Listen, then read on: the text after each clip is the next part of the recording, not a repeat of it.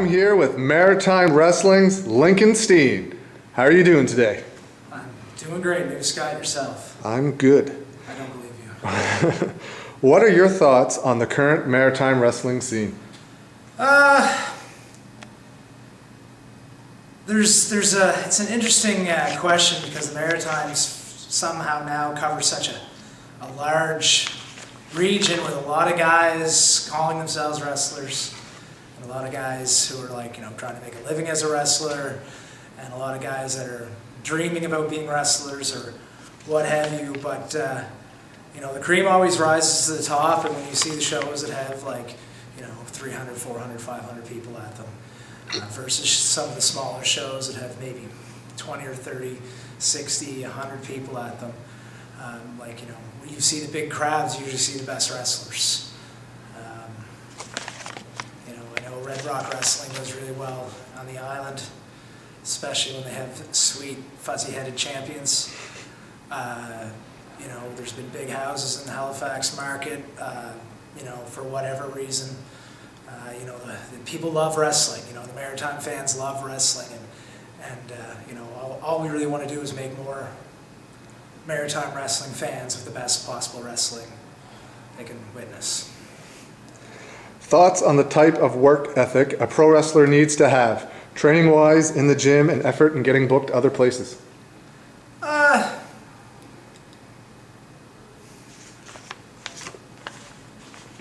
It's kind of everybody has their own goals in wrestling. Everybody, want to be in a certain place. So if you want to be, on TV and you want to be getting bookings all around the world and you want to be looked at as, a serious professional, you're trying to look the part, you're trying to be the part in the ring, and you're trying to be the part in front of the camera whenever, somebody sticks a microphone in your hand and says, okay, go. Oh, you just got done having a leak, did you? Okay, we're gonna go do an interview right now. Let's ready to go.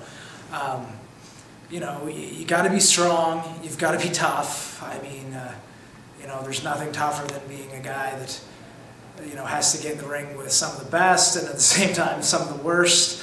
The days you get in with the guys that are the best are like a day off compared to when you get into the ring with somebody who's not quite up to par, and you're basically dragging another 200-pound body around the ring with you for 10 minutes or more.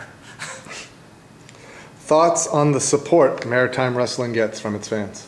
The fans, when the product's good or bad, they let you know. Quite frankly, with attendance-wise, when we see the big houses, and when there's a lot of people, and especially parents and kids, where it's the kids are screaming and hollering and booing, and their parents are ear to ear smile and stuff like that. So we get a lot of good support from the fans. I mean, they're loud.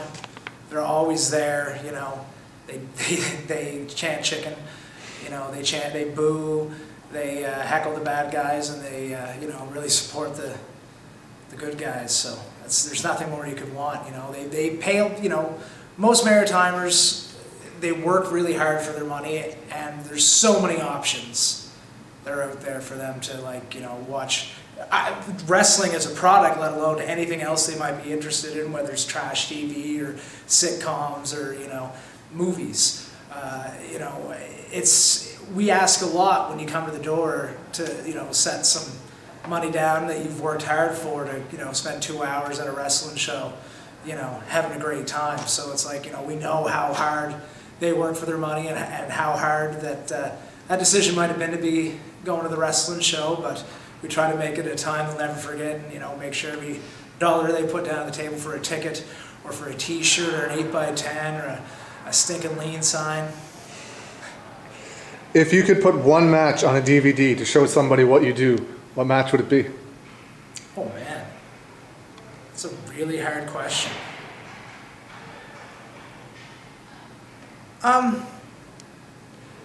Yeah, I don't know if I could even answer that. I look back and I'm so critical about what I do in the ring, and it's never that was great, or did you see when this happened, that was cool. It's more oh man, did you see where I didn't do so well at that one particular thing? Yeah, I got to work on that. So it's really hard for me to think what match would I like to see on a DVD. I mean, I've had some, this year alone, I've been in the ring with everybody that's pretty much sweet around. You know, I had a couple throwdowns with Cowboy Mike Hughes. You can pick up that paper, aren't you? Oh, hello.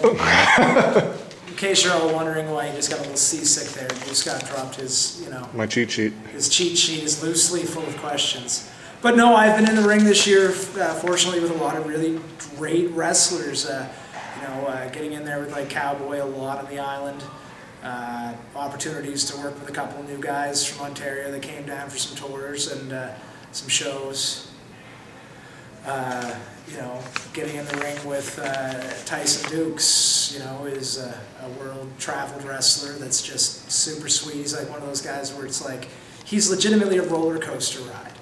I basically like pay my admission, which is lacing my boots, and hold on for dear life. But it's a fun ride. So it's like, I've been in the ring with, and Titus, again, another guy I had a few matches with this year that, it's just like, this is going to be fun. And I'm going to have to work extra hard to keep up, which is always kind of a nice thing.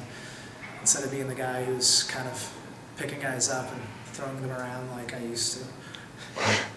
Thoughts on the support Maritime wrestling fans give you individually? I've got some great fans. NewScott's been a huge supporter of mine. Visit newscott.com. There's a great contingent of fans in Cape Breton. Shelley being one of them. You might know Shelley B83 on Twitter and Instagram, sharing a lot of the Res Wrestling moments that we've had this year. And showing up in different towns and different places that, we've had shows and coming out and spending the night and making like little vacations out of it, which I think is kind of cool.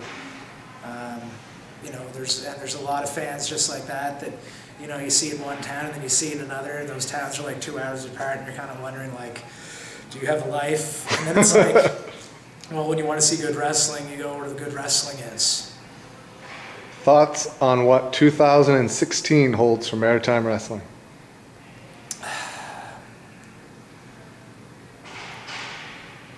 The future is so undetermined. 2016 is probably going to be much like 2015.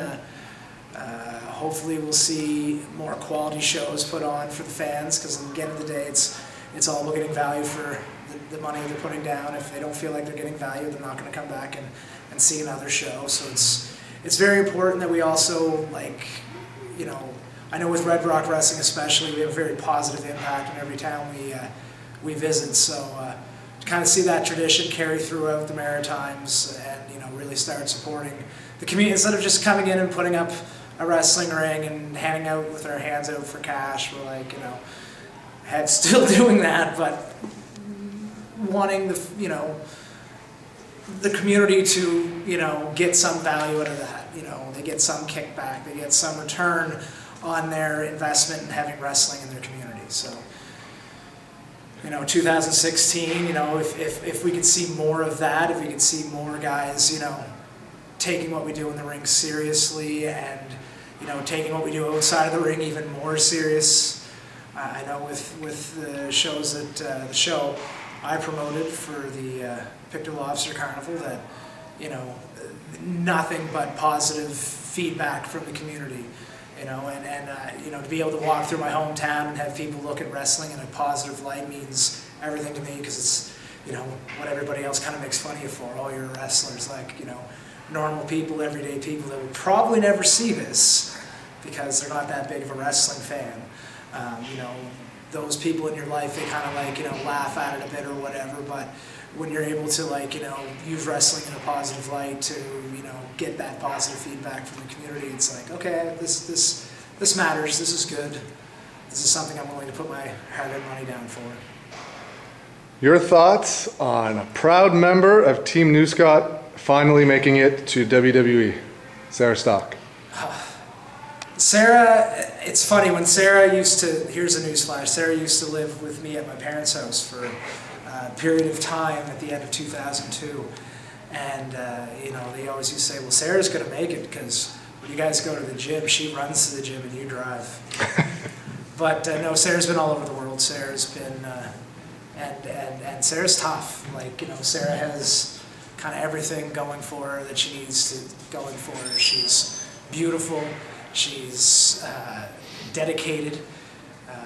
She is tough as nails. Like, you know, to the point where it's like, if you don't treat her like you would treat a man in the ring, you're gonna pay for it. You know, which was always fun.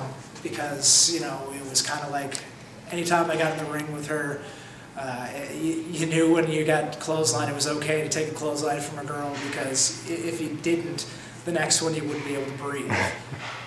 You know, so, and she's carried that tradition and through Mexico and through Japan, and Lord knows where else you've been. You know, her